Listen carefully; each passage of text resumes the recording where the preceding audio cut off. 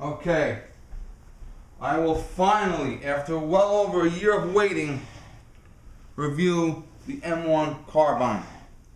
Took over a year, but I will finally do it now. Swear to God. Okay, if my head is a little cut off, so what? I want this to be in the picture.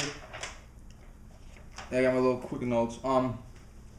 There is a range in Elmsford, which is a town north of where I live, called Blue Line. Now, Blue Line Tactical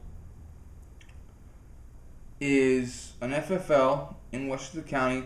I know of them because they are on the docket for the major Safe Act lawsuit. That's why I first heard of them, started following them. I'll probably put a link to them in the description box if I can. There's going to be a lot of links in the box. Yeah. They were one of the business plaintiffs. Well, following them, I learned that they were going to open up a new range, an indoor range at their facility. And I'm thinking that's great because when I buy a shotgun, I have no place to shoot a shotgun when I buy one. But for right now, I have the Yonkers range for the handguns, the Ardsley range for this. So I figure I may never need to go there until I get a shotgun whenever. Well, if you check the description box below, you'll see the video on where I explain why Ardsley is no longer an option as the outdoor range. I explained it in the video. Not going to repeat it here. Video is going to be below. So Ardsley's closed. And no place to shoot this without going to Putnam County or somewhere upstate. Where the frick am I going to shoot this? Blue Line is going to open. They're going to allow any handgun, shotgun up to 12 gauge, slug only, and rifles up to .308. So okay, fine. All I got to do is wait a little bit longer and I'll be good. They open the range. Yeah. They open the range. So I go there. It's like a strip mall, like on the road. You have the sidewalk and then the grass and a small parking lot and a couple of stores. Yeah. Really, really nice. There's a furniture store on the right, the FFL in the middle, and the range on the left. I accidentally walk into the guys at the door on the right. I went over to the right. I almost walked in the furniture place. Stupid. So then I walk into the FFL, and they say through there. They each have their own main entrance, and they have a connecting entrance for their so you can go back and forth if you want. Sign in, check in, blah blah blah. Your ID. What are you shooting? They want to make sure you're not shooting 30-06. Make sure you're not shooting a 50 caliber sniper rifle. Okay. Checking all that bullshit. You go down, open the door. The door has to close before the next one opens. Because you ever been in a range where you open the door and boom? Yeah. This door closes and that door opens for the soundproofing of standards. Go in, range instructors there, a couple of booths for handgun. Booth 2, through that door, another instructor there, a couple of instructors there, blah blah blah. What are you shooting? Over your M1 Carbine. Oh really? They have a cardboard cutout on the hook. You have to tape your targets there. They have the targets. They have the blue tape, which I needed. Did on my own. Little computer. Now, mostly if you're at a range, you hit the button and the target goes down and then you stop whenever you want. This one, you program, he said 15 yards. You program where you want it to go and it goes down for you. So if you say 15 yards, it goes down 15 yards exactly. So you know the exact measurements you're going to. Hold on a minute. I forgot one thing.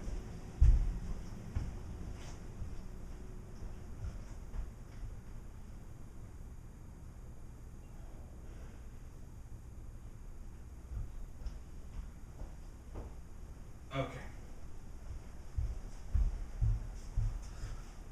Put that down there. So now remember the handguard kept falling off and it. So I go there. Now the guy wanted to see my M1 because he's got an official World War II one and his exact model is like 10,000 left in the world. I forget what model he has, but it's a rare model. So I go down the range.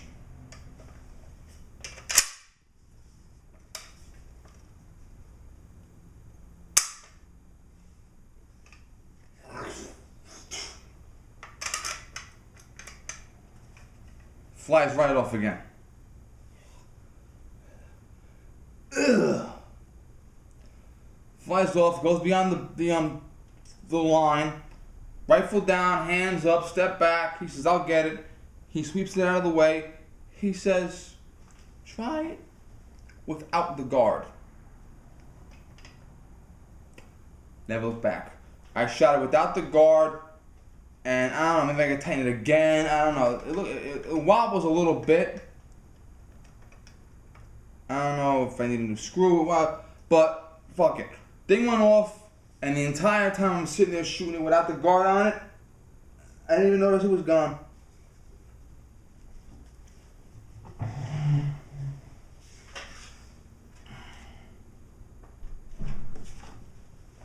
Now, considering this is the 4th time I've used it, keyhole, a lot of keyholing around here. Considering this is the 4th time I used it, and I don't use it every single weekend, yeah, not bad at all. So, very good range. Now, this rifle, I'm going to put the description, the video in the box if I can find it still. There was a man who would eventually be called Carbine Williams. He was a bootlegger back in the day. I had 2 great-grandfathers who were bootleggers, and him and his people are out in the woods, and they're making booze, and law shows up. One thing leads to another, and as they're being arrested, an officer gets killed. It is almost certain that he did not kill the officer. But the guys of the law, you're standing there, your accomplice kills a cop. I've seen guys get the death penalty for less than that. So he goes to prison. He doesn't get the death penalty, obviously. He goes to prison. And while he's in prison, his prison job is working in the machine shop. Now, 70, 80 years ago, some prisoners on good behavior had special jobs involving having keys. Some inmates became assistant guards.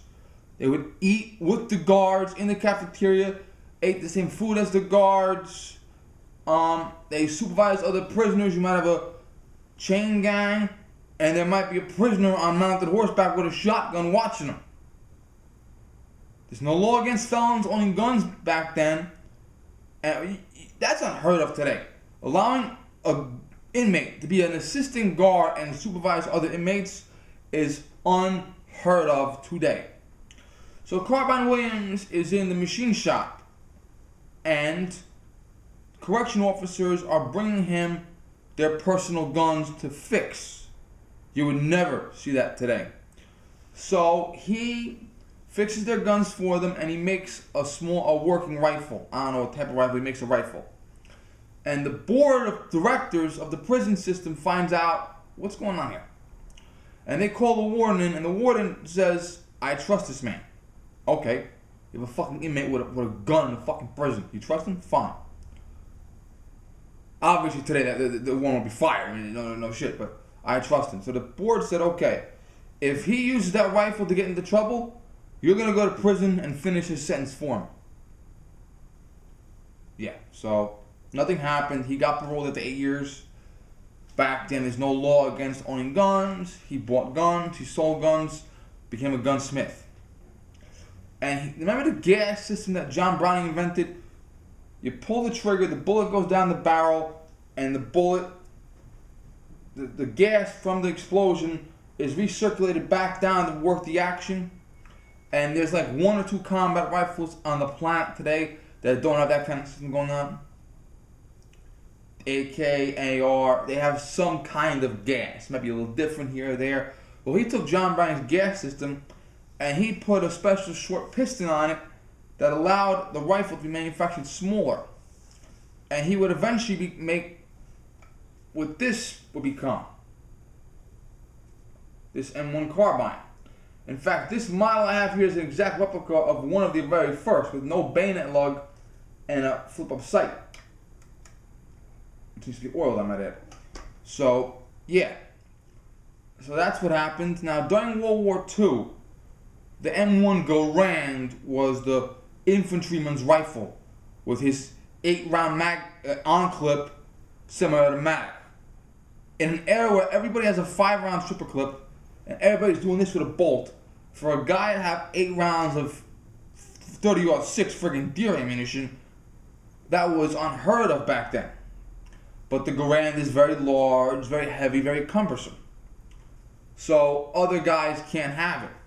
Officers, they need to communicate with their hands, like I do because I'm Italian. Truck drivers, cooks, machine gun crews have to handle ammunition, the tripod, the gun. They have to carry all this heavy stuff. They cannot have a Garand with ammunition 30-06. They cannot have that lug. Engineers, paratroopers, they needed a smaller package. So this was everyone else's rifle. This was used universally by everyone that was not an infantryman. Most guys had the 1911 Colt, obviously, duh. But when they needed a long gun, they needed this. And it was lighter, easier to move, no stripper clip, no on clip, just a detachable box magazines. I have a 10-round here and a 15-round official World War II magazine here. I gotta load that, by the way. Now, this became everyone else's rifle. Now, my grandfather, many years ago when I was a kid, he was telling me all the guns he went through. And I remember the term Springfield, 03 obviously, being used. Remember the term Colt 45 being used. I think when my grandfather changed rifles, they gave him this because he was an engineer and there was no reason for him to have a Garand. So this is almost certainly my grandfather's rifle. The paratroopers had a metal skeletonized stock that folded and had a pistol grip and a Jagunda friggin' holster they carried it with. So, yeah. This was everyone else's rifle. This was the rifle if you need to have radios, medical corpsmen, Army corpsmen, Navy corpsmen, Army medics. You need this kind of packaging. So that's what it was. In fact, I think there are twice as many carbines as there are Garands in the world. I could be wrong about that, but I've heard the number for carbines is a lot higher than for Garands. A lot higher. So, yeah. And, now why did I buy this? I wanted to buy a Mini 14, but remember Olger from Mad Olger? He was an FFL down in Utah. Now he's on the East Coast. He was going to order me one of these, a Mini 14, or give me a Mini 14, ship to my FFL. But when I called, he just run out of them. And he got a carbine, no, nothing. So I found this on Gun Broker, and my deal did the transfer. It was in a week before the Safe Fact was put into effect. I wanted it anyway, but Safe Fact, you know. So anyway, now Eric from Iraq, veteran 8888, reviewed an official World War II retro rifle. And he said I prefer this to a Mini 14, and I'm going to put down the link. Eric from Iraq, veteran 8888 is the reason I bought this. So Eric, you're the reason this is here.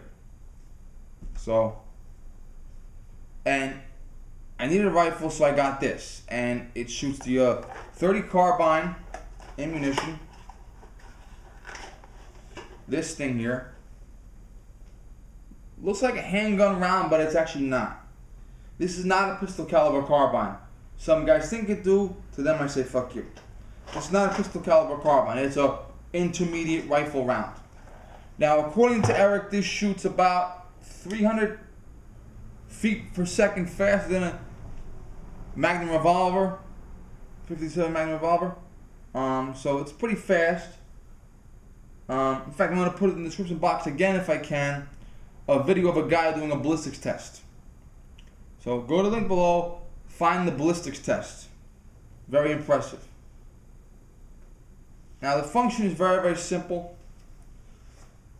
This is your butt plate. It's obviously made out of metal. This groove is for what you call an oiler. You put a metal rod in here and attach a sling. And the sling comes out over here to this point. This band is called the barrel band that holds the barrel. The handguard is supposed to. and the furniture in place. This is a peep up sight. I forget which sight is for which distance, but I've shot both sights. I can't tell the difference. Maybe the world class rifle shooters of the world can tell me the difference, but I can't see a difference. Obviously it has the loading gate, not the loading gate, the loading gate. Mag well, ejection port together. This is your trigger. This is your safety. When the button is pushed to the right,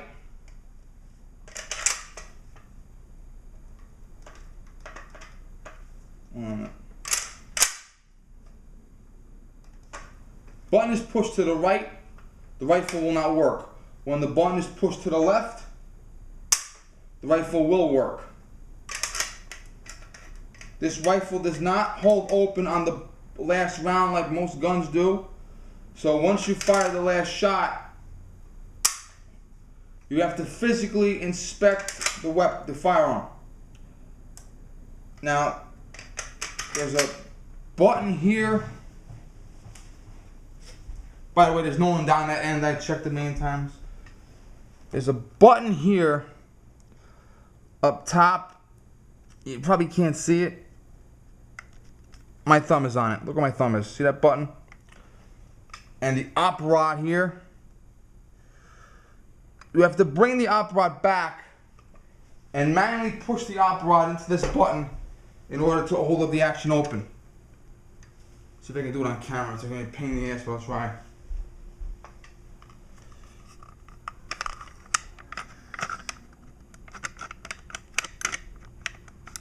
See? It's really hard to do off fucking camera. Okay, let's see if I can do it.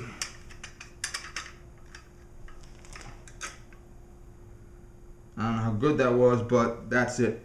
The op rod operates the bolt. So when you pull the trigger, the op rod will cycle the bullet, cycle the ammunition, eject the spent casing, and then it will close again. I think you can buy a magazine that will hold open the last round. I'm not sure. And that's basically it. This is the barrel band. This screw holds the barrel in place. The sights. This is the peep sight, not adjustable. The front sight is a rabbit ear. You have the rabbit ears and then the post in the center. The picture's not really that bad. The handguard has a groove, so assuming it doesn't fly off when you're shooting it and it stays on, you can eyeball through. If this was all filled in, it would be hard for you to see the sights. Your magazine well is here, below the like that, yeah. I'm gonna use the empty magazine. Insert, press hard, because see that? Okay, you have to insert it. It clicks. It's now in. Oh, it held open that time. Okay, so you would.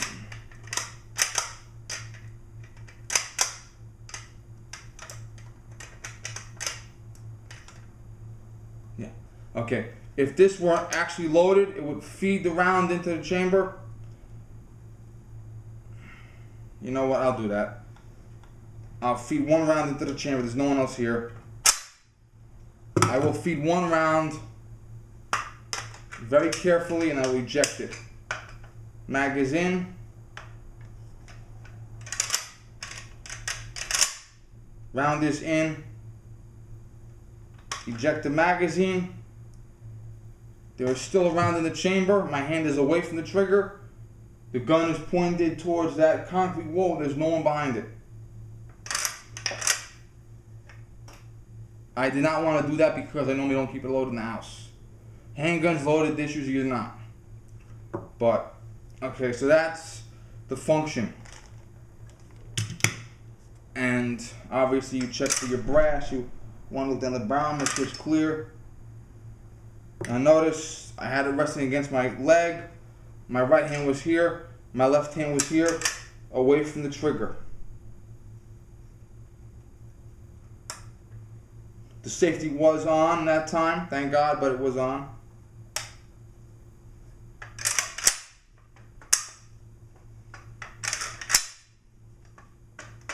Okay.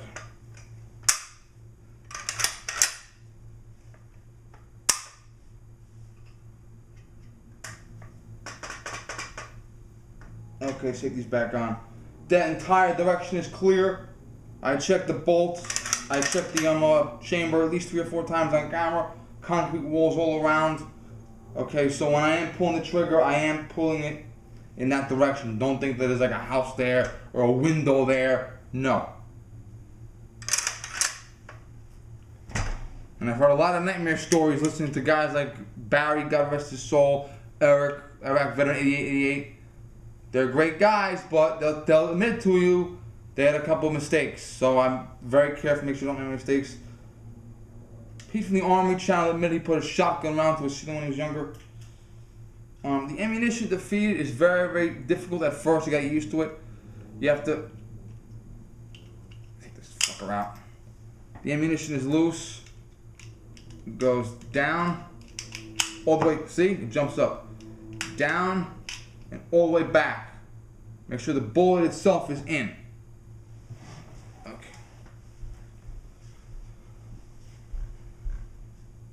Okay.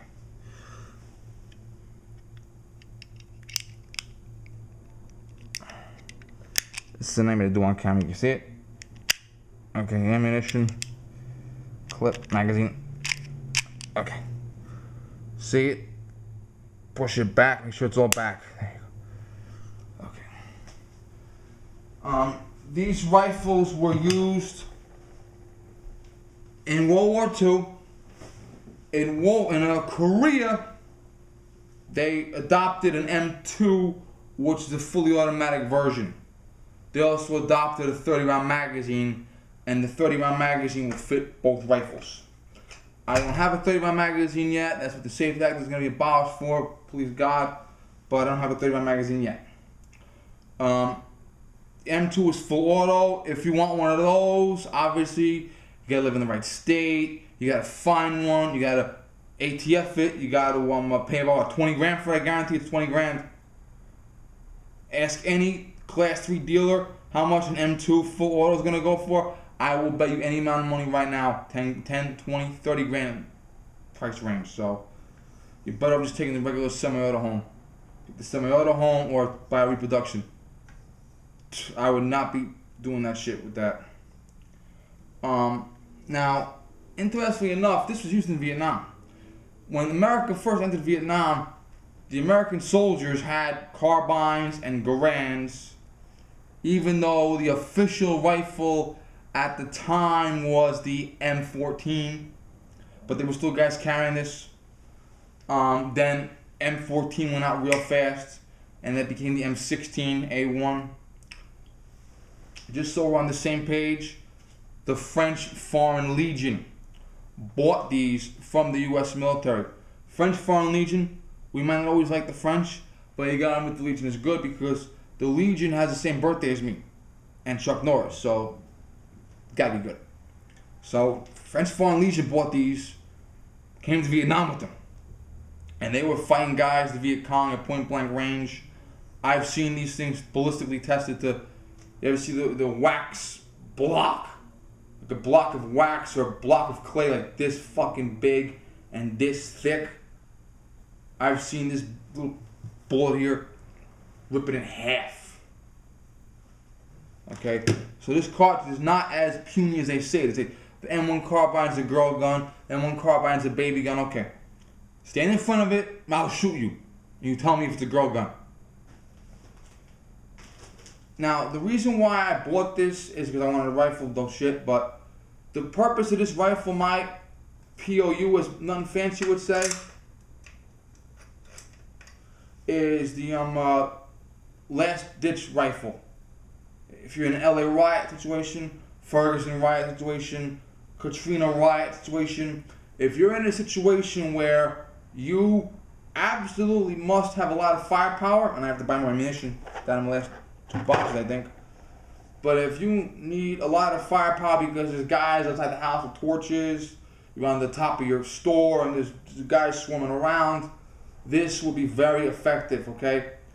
It's not an AR-15, it's not a 5.56 round, it's not an AK-47. But as far as putting the bullet on target, this will work, okay? Close range. Obviously, if you're going to go to Afghanistan to assassinate a terrorist, I would say get a bolt action, super high velocity sniper weapon system. But this will be close range. 25 feet, 30 feet, this is fine. In the United States, you will not be in battle shooting at people more than 25 or 30 feet away. When you go overseas and you got to kill the guy a mile away, that's a different story. But in the country, in the United States, if a guy is 50 feet away, he's probably not a threat. If he's 50 feet away, there might be an innocent person in the path between the bullet and the guy, between the barrel of the gun and the guy. So, last ditch effort, you gotta use a rifle. This is fine. Recoil is very, very low, very, very manageable. I don't shoot rifle that often, so when I was first shooting, I was like, oh shit, the fucking recoil. But once I put a couple hundred rounds to it, once I got comfortable with it, I was just going bow, bow, bow. Okay, there was no, it doesn't climb at all. Even with the handguard flying off and holding on to the furniture with the barrel exposed, boom, boom, boom, boom, no problem at all. Very little recoil. So if your 12-year-old daughter wants to shoot, if your wife or girlfriend wants to shoot, if you have a little, someone that's just petite, fine, okay? This is like the 20-gauge shotgun. The 12-gauge shotgun is the AR-15. The 20-gauge shotgun is the M1 Carbine, okay? It's easier to manage. The ammunition is not as in demand as 5.56 is, so you might have a better chance of getting it. I have to refill some maybe after Christmas. But, yeah, that's my tax money, ammunition. That's my friggin' tax return, ammunition.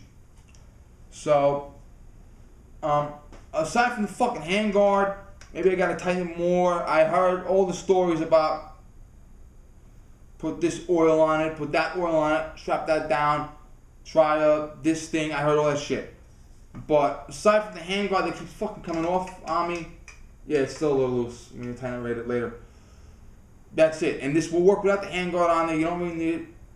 I don't recommend taking the handguard off entirely, but if it blows off and you can't put it back on and you gotta shoot, hey, you gotta fucking do it. So this is not a bad thing at all. The MSRP on this is about $800. You get it a little cheaper maybe. And I'm glad I bought it. That's it. I may only have one rifle, and if this is my only rifle, I'm fine with that. I know you want me to get a 22, an AK, a fucking 308, a bolt action. I know all that shit. I know that shit. But I'm just saying, I'm not planning on having 20 or 30 guns. I'm only planning on having maybe 6 to 8 at the most. So if I buy only 8 guns in my entire lifetime, and this is the rifle I buy, that's fine. I'm totally comfortable with that. If you want AR, if you want a Mini, if you want a Garand, if you want an AK, if you want a fucking Galil, fine. We're all entitled to our opinions and our taste, but this for me is just fine. I have no complaints about it. Okay, thank you.